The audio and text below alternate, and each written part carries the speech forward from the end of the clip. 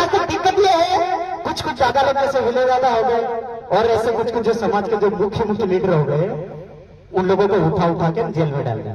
ठीक है, ताकि जैसे जैसे करके भी इन लोगों का मोर्चा खत्म कर दिया जाए।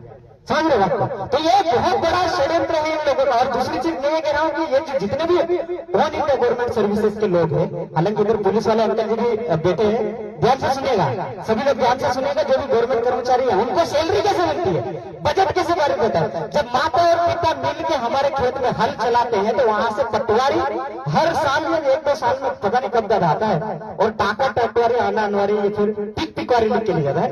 वो ले जाके तहसीलदार तलाटी और यहाँ क्या बोलते पता नहीं उसको लेकर ये क्या निकल रहा, तुलवारी निकल रहा, तुलवारी टकावरी आनावरी। उसके बाद वो ले जाके कलेक्टर को देगा। कलेक्टर मतलब कलेक्ट करने वाला, इकट्ठा करने वाला, पूरे मतलब जो जिले का राजस्व इकट्ठा करके कलेक्ट करके, और वो वहां से बजट वो निकलता है working capital balance, property credit balance, और वो बना करके देता है केंद्र को।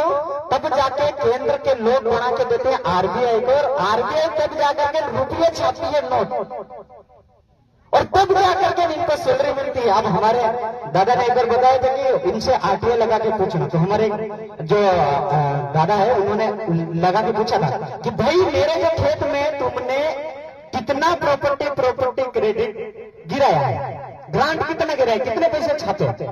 कलेक्टर से जब पूछा तो कलेक्टर ने पहले बोल दिया ऐसा कुछ नहीं होता, कैसे हो जाएगा, ऐसा कुछ नहीं होता। फिर जब हमने आरटीआई जैसे जैसे एक्सेप्ट करवा दी और जब उसके ऊपर केस किया, तब जाके उसने बताया कि तुम्हारा इतना पैसा शिक्षा में व्यय हुआ, इतना पुलिस में खर्च हुआ तुम्हारी सुरक्षा के लिए, इतना देश की सुरक्षा में खर्च हुआ, इतना बिजली में खर्च हुआ, और इतना बोले कि तुम्हारे वहां क्या वो लाडली बहना में खर्च हुआ। सारा बायोडाटा दिखा और बचा कुचा जो था वो तुमको लोन के रूप में दे दिया।